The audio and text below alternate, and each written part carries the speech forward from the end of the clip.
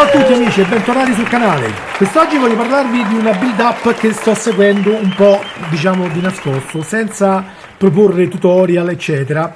Di nascosto per modo di dire, in quanto sono l'amministratore del gruppo italiano che riunisce tutti gli appassionati che partecipano al montaggio di questa collezione. Però non ne ho mai realizzato un video, in quanto già ci sono degli amici che lo fanno benissimo. Tra l'altro c'è il canale di Michele Armonica che vi consiglio, che è dedicato espressamente a fare il mod che possono essere necessarie nella costruzione di questo modello. E colgo l'occasione anche per ricordarvi di iscrivervi al mio canale, perché l'iscrizione al canale è un metodo assolutamente gratuito che però consente a noi di poter avere quel piccolo riconoscimento che ci servirà per far crescere il canale. Quindi chi di voi non è ancora iscritto, vi chiedo magari di cliccare sulla campanella e sul tasto iscriviti, in maniera tale da rimanere sintonizzati ed essere avvisati ogni qualvolta verrà pubblicato un nuovo video. Fatta questa piccola premessa, cominciamo. Questo è Iron Man, signori, Iron Man della De Agostini. Perché ho deciso oggi di pubblicare un suo video e non l'ho fatto prima? Beh, innanzitutto perché, come dicevo poc'anzi, questa opera è cominciata quando il canale non era stato ancora aperto, e quindi cominciare diciamo un'opera già in corso, quindi saltando le parti iniziali, mi sembrava un pochino stupido da fare. Però quest'oggi ho voluto fare un'eccezione perché siamo arrivati alla mezza via, diciamo, no? Siamo arrivati al numero 50 dei 100 previsti per la conclusione. Quindi ho pensato bene di fare un piccolo video riepilogativo per mostrare un po' a tutti, anche a chi non fa il montaggio direttamente, però magari è appassionato di questo personaggio e di questo modello, a che punto siamo arrivati con il numero 50. Numero 50 che sicuramente dà già la sensazione della maestosità di questo modello. Infatti potremmo apprezzare, vedendo queste immagini, le dimensioni reali di questo modello da montare. Dimensioni che sicuramente ne faranno un pezzo unico al momento, perché non c'è nient'altro di così grande relativo ad Iron Man. Un modello perfetto? Beh, sicuramente no, ha sicuramente diciamo delle parti che sono migliorabili, probabilmente dovuto al fatto di un errore di progettazione iniziale con la quale diciamo l'azienda incaricata da De Agostini di produrre il modello aveva diciamo realizzato il tutto completamente in metallo. Questo però ovviamente avrà comportato, oltre alla lievitazione dei costi, anche problemi relativi al peso, quindi alla tenuta diciamo di alcune pose eccetera, e per questo sono state fatte delle modifiche per apportare un alleggerimento diciamo totale al peso del modello, alleggerimento che però è stato effettuato a mio avviso sui pezzi sbagliati, in particolare sui gomiti. Allora possiamo spostare questo diciamo 50° fascicolo celebrativo, che tra l'altro vi faccio vedere è dedicato, quando vedete questa copertina dove è scritto rubrica speciale dedicata al film, è una rubrica che esce periodica ogni tot fascicoli e fa vedere praticamente alcune scene tratte dall'universo del Marvel Cinematic Universe, quindi di film eccetera, e poi si passa chiaramente alle fasi di montaggio. Chiaramente non mi ci soffermo perché, ripeto, questo non è un tutorial. Qui ci sono anche alcuni diciamo collegamenti, come sempre, a quello che riguarda il collegamento nei fumetti, da cui questo personaggio tra l'altro è nato. Allora, dicevamo, il problema del gomito. Il problema del gomito è principalmente dovuto al fatto che tutta questa parte qui, diciamo la parte dell'avambraccio, è stata realizzata in metallo, quindi è abbastanza pesante, come anche la parte qui del muscolo, no? La cosa però strana è che poi hanno realizzato le parti queste interne del diciamo gomito, le parti interne solamente con delle rondelle di plastica che praticamente avrebbero dovuto fare attrito tra loro e mantenere la posa, cosa che però chiaramente non avveniva proprio a causa del peso del modello, no?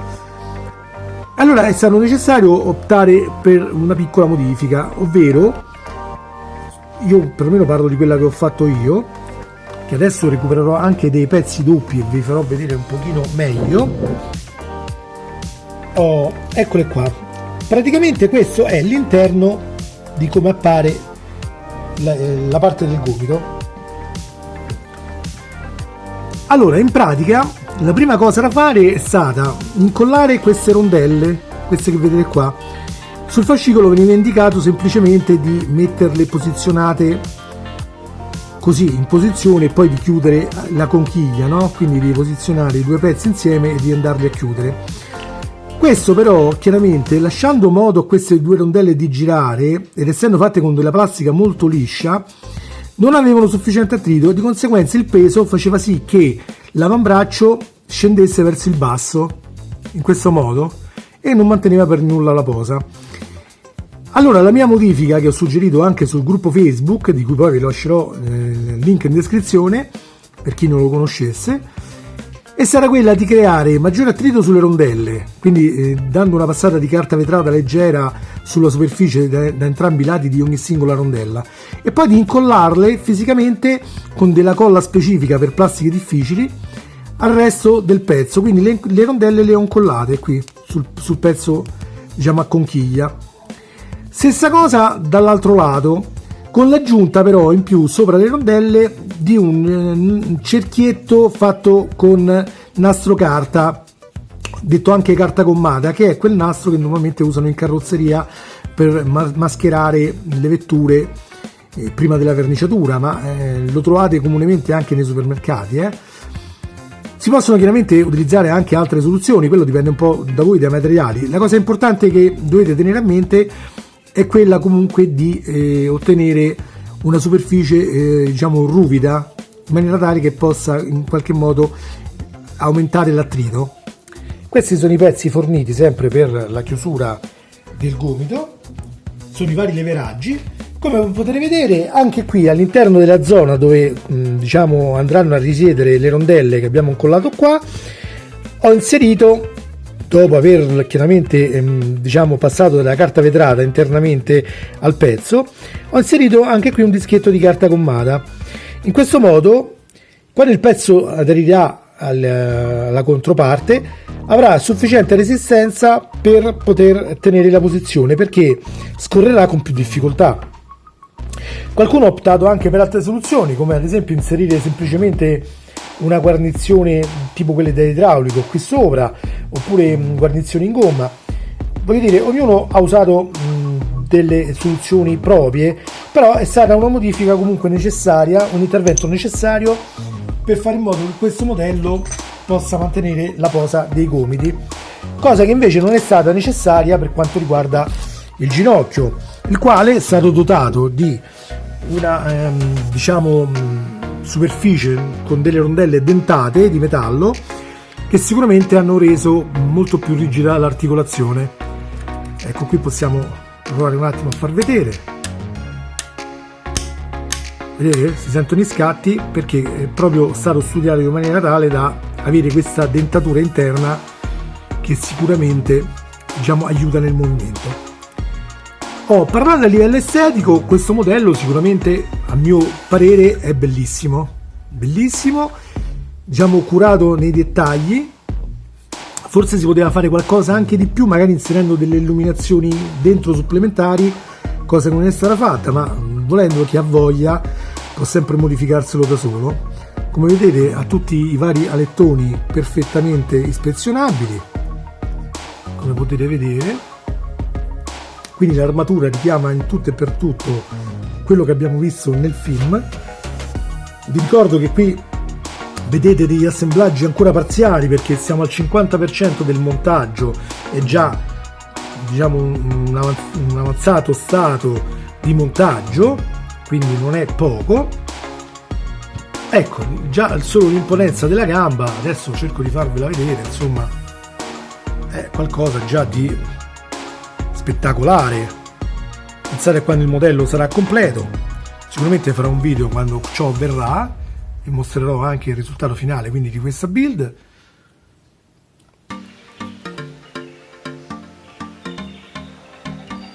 Chiaramente tutte le parti diciamo interessate dalla possibilità di mettere luci sono state applicate, a parte quelle della, diciamo, della scheletratura interna, però le parti esterne ci sono. Infatti possiamo avere un LED sia sotto il piede sia sotto il palmo della mano, tutte illuminabili, e il reattore ARC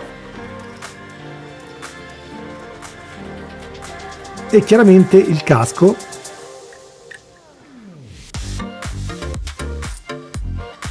Allora, tutte queste cose sono attivabili mediante dei piccoli micro switch, dei micro interruttori che sono posizionati in varie parti. Qui dietro sul reattore ARC, dentro la maschera qui del casco, per quanto riguarda, e adesso ho smontato chiaramente il pezzo per far vedere dov'è il vano portabatteria, però per quanto riguarda il casco, poi il vero e proprio interruttore è questo qua, ovvero si gira l'orecchio. Questo farà da interruttore, vedete? Adesso le batterie sono un pochino scariche, quindi magari la luce non è ottimale.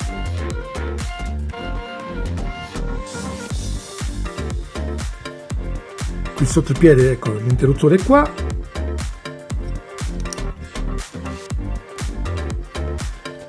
E quello della mano è sotto questa parte della corazza, eccolo qui.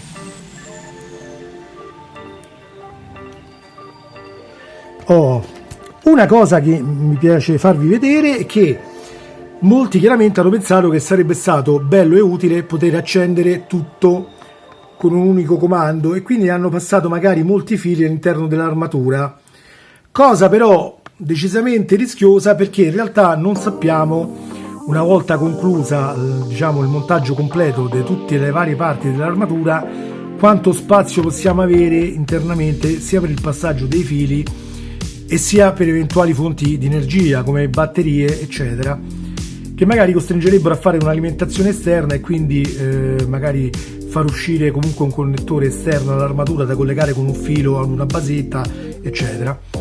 Allora io, grazie all'aiuto e al suggerimento di un amico, il grande Gianni Orazzi, che saluto, abbiamo trovato una soluzione diversa, anzi l'ha trovata lui. Io ci avevo già pensato, però non avevo ancora trovato il dispositivo adatto a farla.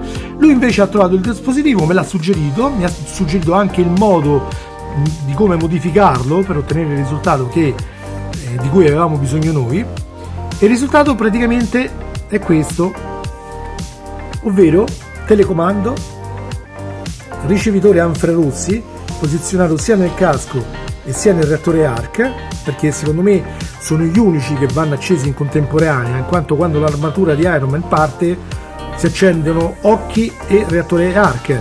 In realtà le mani e i piedi servono solo quando deve avere la propulsione per il volo o quando deve sparare diciamo di colpi come arma, quindi sarebbe un po' assurdo secondo me tenerli accesi tutti in contemporanea. Invece con questo sistema io posso ottenere l'accensione e lo spegnimento delle due parti principali da illuminare semplicemente usando il telecomando, in questo modo. Come vedete sono perfettamente sincronizzate. Qualche volta diciamo la ricezione non è ottimale, perché chiaramente poi il casco ha delle parti in più che ostacolano un po' il segnale, però insomma provando un po' di volte funziona quasi sempre. Poi dipende molto anche dalla distanza, ecco come vedete.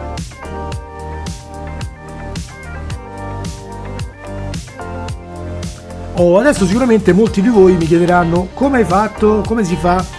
Allora io ho diciamo giurato di mantenere la riservatezza su questa cosa, perché mi è stata chiesta da Gianni, quindi io non voglio diciamo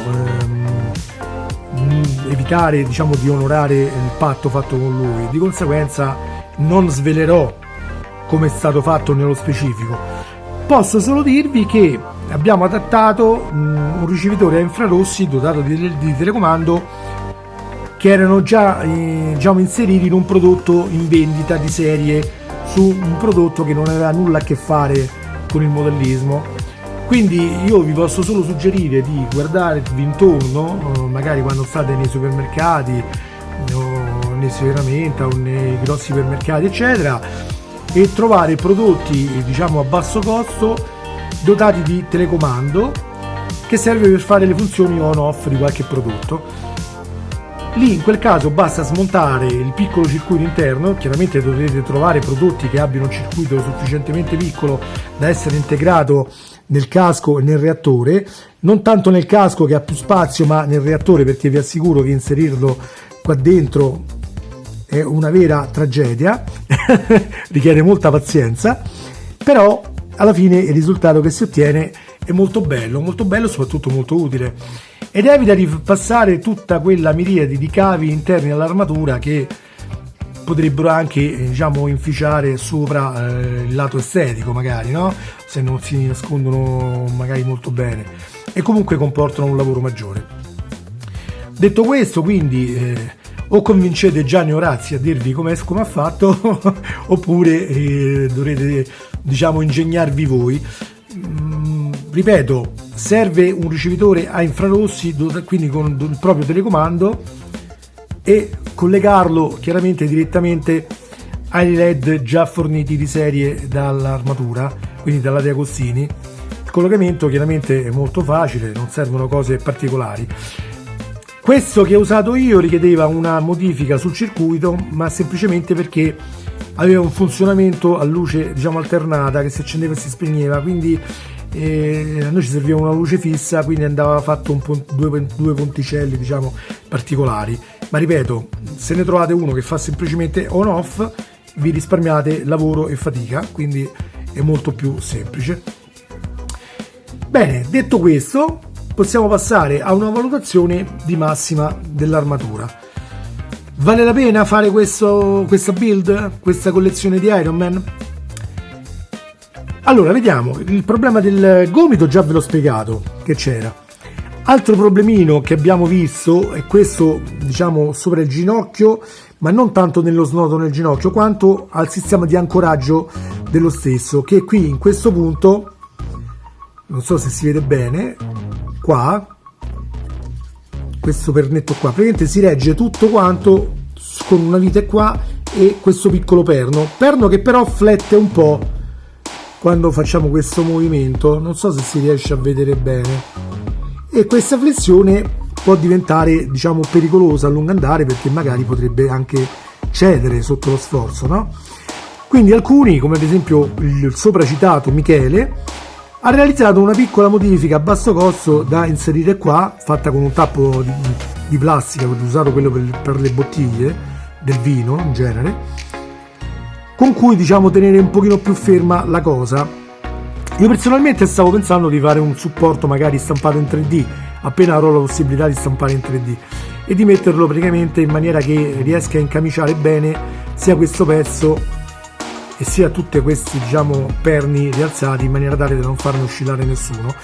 Però diciamo che potrebbe anche essere che una volta chiuso il pezzo completamente con la parte diciamo da questo lato, magari questa oscillazione non ci sarà, oppure sarà molto meno rischiosa, perché comunque c'è sempre questo perno qui che andrà a fare da battuta ed eviterà che si superi un certo livello di oscillazione. Ma questo chiaramente sarà una cosa da vedere più avanti, perché al momento ancora non è possibile diciamo appurarlo, anche se poi il pezzo in questione è questo, vedete? Questo dovrà andare a chiudere in questo modo, così, vedete? Però non so se alla lunga sarà in grado magari di evitare quel tipo di rottura ipotetica, quindi magari questo è un intervento che sarebbe il caso di fare, di modificare questa zona in maniera tale da evitare questa oscillazione così in avanti, perché più che altro è un'oscillazione pericolosa in avanti. Che dire, chiaramente il modello va bene anche così, nel senso che comunque vi ricordo che questo non è un giocattolo, quindi una volta posizionato diciamo nella vostra vetrina o sopra il vostro mobile in una determinata posa, saranno rari i momenti in cui andrete magari a cambiargli posa o a muoverlo, perché comunque è una cosa da ammirare, non per giocare. Di conseguenza il rischio rottura sarà sempre minimo, però comunque se uno vuole una maggior sicurezza questa piccola modifica qui andrebbe fatta. Poi comunque se io in futuro riuscirò a realizzare questa modifica in 3D, chiaramente poi lo pubblicherò sul gruppo, ognuno se la stamperà per conto proprio. Ecco, diciamo che queste sono le cose principali a cui stare attenti al momento nel montaggio di questa build. Quindi, come detto prima, la tenuta del gomito e il problema dell'oscillazione di quel perno sul diciamo ginocchio, gomito che adesso vi mostro invece con la modifica tiene perfettamente la posa, vedete? O comunque la terrà per un tempo sufficiente, poi se nel corso magari dei mesi si abbasserà, questo non lo so perché non ci ho mai provato, però in linea di massima, ecco. Poi usare sempre delicatezza nel muovere le parti, così eviterete anche l'usura. Tra l'altro nella parte diciamo del ginocchio la dentatura è stata creata con delle cioè le rondelle sono state create con una dentatura metallica che chiaramente con il tempo potrebbe leggermente consumarsi se uno lo muove troppo, e inoltre risulta molto dura nel piegare. Io allora ho optato per una soluzione abbastanza semplice, senza limare nulla, senza fare modifiche diciamo troppo sofisticate, dato che comunque ho calcolato che verrà posizionato poche volte, nel mio caso pochissime proprio, che lo metterò nella posa di atterraggio e probabilmente così resterà per moltissimo tempo. Ho ritenuto sufficiente solo lubrificare con uno spray al silicone, quindi un lubrificante a base siliconica, le rondelle sopramenzionate in metallo, quelle dentate. Facendo così il movimento è risultato già molto più leggero, vedete? Lo scatto si sente, però è facile effettuare la piega, mentre senza l'utilizzo di quel lubrificante all'inizio era molto diciamo duro, era molto difficile riuscire a piegare il ginocchio. Quindi magari quello è un suggerimento che do un po' a tutti e che comunque chi segue il gruppo Facebook del montaggio sicuramente saprà. Ripeto, questo video non è dedicato tanto a chi già partecipa al montaggio, perché chiaramente sa già tutte queste problematiche e ovviamente partecipandoci in prima persona magari potrebbe anche aver già eseguito le modifiche, ma è dedicato più che altro a chi non fa questa build però voleva avere un'idea di come verrà realizzato alla fine il modello. Queste che vedete qui sono le parti, ecco, che vi dicevo prima, del ginocchio. Vedete, questa è la parte interna dove c'è questa dentatura metallica sopra la rondella, ok? Poi ci sarà chiaramente questa molla che la tiene spinta, quindi far pressione, e questo pezzo sopra che spingendo sulla molla poi effettuerà il movimento vero e proprio del ginocchio, che verrà coperto ovviamente quando è completato anche dall'altro semibraccio dall'altra parte da questa copertura qua. Anche qui, per aiutare la tenuta, anche se ci sono già due pernetti, ho applicato un pochino di colla internamente in maniera tale da non far muovere queste rondelle. Anche qui, se volete, possiamo dargli una passata di carta diciamo vetrata, ma in realtà non è necessario perché qui hanno già applicato quelle rondelle in metallo dentate che sicuramente fanno tenere bene la posa, quindi qui non è necessario usare carta vetrata. Questi due pezzi qui invece sono praticamente la parte che andrà poi ad ancorarsi per creare il bacino, no? E per creare chiaramente il movimento tra la gamba e diciamo la parte del busto di Iron Man. Chiaramente anche questa è da completare per l'assemblaggio finale sulla gamba, quindi l'abbiamo messa qui così. Questa è la copertura dall'altro lato della gamba, che andrà chiaramente poi diciamo coperta con la parte verniciata una volta avvitato i pezzi con le viti, quindi questo farà poi da diciamo armatura finale e andrà applicato chiaramente poi in questa parte qua, in questo caso. Ovviamente adesso non lo metto perché è da montare, però è per dare un'idea di come andrà, vedete, in questo modo. Ecco qua. E qui troviamo ancora le altre parti per finire comunque il montaggio delle varie parti della gamba. Questa è la copertura che andrà qui dietro. parte,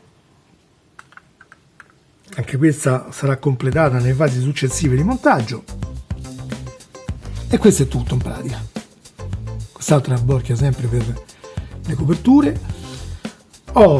Allora, ripeto, questo non era un tutorial e non era nemmeno una recensione vera e propria, era più che altro uno stato della situazione ottenuto al numero 50 della collezione.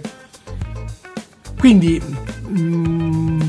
diciamo concludo dicendo una piccola valutazione su quello che è questo modello. Dal mio punto di vista è un modello che vale la pena comprare. Certo, sono d'accordo con chi dice che la spesa è alta, però ripeto che è una spesa comunque dilazionata nell'arco di 2 anni, costa più o meno quanto un abbonamento in palestra, quindi anche meno forse, siamo intorno alle 45-50 euro al mese. Molti di noi spenderanno magari chi per le sigarette, chi per altre cose, quindi diciamo se uno è appassionato poi alla fine magari rinuncia a qualcosa e lo fa. Ovviamente di questi tempi mi rendo conto in prima persona, perché anch'io ho le mie difficoltà, è difficile fare questo tipo di cose perché ci sono chiaramente delle spese più necessarie, più urgenti. Poi come tutti sapete adesso il mondo del lavoro è in crisi, ci sono molti licenziamenti, molte persone senza lavoro, di conseguenza è chiaro che è un momentaccio un po' per tutti. Però ripeto, chi di voi magari in futuro vorrà farlo avendone la possibilità e trovandolo ancora magari in vendita, se sarà così o meno questo io non so dirvelo, direi che è un prodotto che si può fare e vale la pena fare, perché in ultima analisi l'impatto estetico finale sarà molto bello. Certo, ci saranno sicuramente i soliti paragoni con le Hot Toys che comunque hanno dimensioni molto minori e dal costo comunque non indifferente, quindi alla fine ci ritroviamo sempre a spendere cifre importanti, con la differenza che comunque le Hot Toys arrivano sì e no alla metà dell'altezza di quello a cui arriva invece questa armatura, che vi ricordo è da 60 cm e dal peso di 3,5 kg solo l'armatura e un altro chilo e mezzo di base espositiva illuminata da LED per chi ha fatto l'abbonamento premium. Io non l'ho fatto perché sinceramente è una base molto larga, oltre 50 cm, e mi avrebbe occupato troppo posto, e poi comunque per la posa in cui lo voglio mettere io, che è quella di atterraggio, diciamo sarebbe stato poco utile, perché comunque la posa di atterraggio normalmente la fa all'esterno, non nella sua casa, Tony Stark, quindi non l'ho ritenuta così necessaria. Poi non so, magari in futuro potrei cambiare idea, magari se la De Agostini la mettesse in vendita diciamo come parte opzionale a fine raccolta, chi lo sa, questo è un discorso che vedremo dopo. Però comunque io mi sento di consigliarvi l'acquisto per chi non lo avesse ancora fatto. Ricordo inoltre ai detrattori di questa collezione che la spesa è anche elevata perché oltretutto ci viene data questa parte che possiamo considerare enciclopedica e che parla, oltre che di tutto quello che è il Marvel Cinematic Universe, ma parla anche di tutto quello che riguarda i fumetti, quindi di tutto quello che è legato alla storia del personaggio e dei suoi colleghi di avventura, quindi un po' tutto quello che è legato al mondo della Marvel. E questo ha ovviamente un suo costo, un suo valore. È logico che, voglio dire, qui non stiamo acquistando solamente l'armatura, stiamo acquistando anche un'opera editoriale e quindi ovviamente il costo più elevato c'è. Poi ovviamente ci sono anche i margini di guadagno che deve avere la De Agostini sul tutto, ma ripeto, io sono dell'idea che queste cose o piacciono o non piacciono. Parlarne male non serve, perché sicuramente anche se parliamo di Hot Toys potremo, se le guardiamo attentamente, magari troveremo qualche difetto, magari i più affezionati alla Hot Toys non ne trovano, ma magari una persona che diciamo non è così legata al marchio potrebbe trovarne. Quindi alla fine vi ricordo che sono tutte impressioni soggettive, c'è chi può piacere e chi non può piacere. Personalmente allo stato attuale delle cose mi ritengo molto soddisfatto e non sono affatto mentito, anzi sono molto contento di aver cominciato questa costruzione di questa armatura e sono sicuro che quando sarà completa ci sarà invidiata da molte persone, perché comunque nonostante ne siano stati venduti comunque molti pezzi rispetto all'aspettativa iniziale dove parlavano comunque di una vendita a tiratura limitata, anche se non numerata, ma questa limitatura poi alla fine non c'è stata, quindi diciamo ce ne saranno forse molte in giro, però sicuramente non ce l'avranno comunque tutti, e quindi sarà comunque un bel pezzo da avere in collezione. Poi ecco, se magari aguzzando un po' l'ingegno si riuscirà a fare anche qualche piccola implementazione in più, tipo questa, come vedete tramite il telecomando, sarà tutto di guadagnato.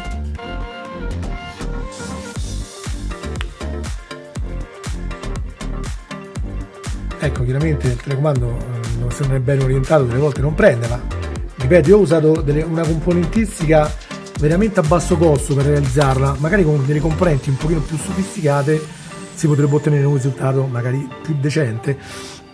Quindi vi invito a darvi da fare, a trovare voi le vostre soluzioni, per chi chiaramente ne fosse interessato. Niente amici, io per il momento direi che possiamo concludere qua. Vi ripeto, è un'armatura che, anche se non la state costruendo, vi invito a seguirne i progressi, magari iscrivendovi al gruppo Facebook, di cui vi lascio il link in descrizione. E sicuramente per un amante del mondo Marvel, di Iron Man in particolare, questo sarà veramente un bellissimo pezzo da avere in casa. Ok amici? Allora seguiteci e sicuramente vedrete ancora molte novità riguardo a questa armatura. Un saluto a tutti da Andrew Riker e dal vostro Iron Man. Ciao ciao a tutti! Mi raccomando, iscrivetevi al canale. Ciao ciao!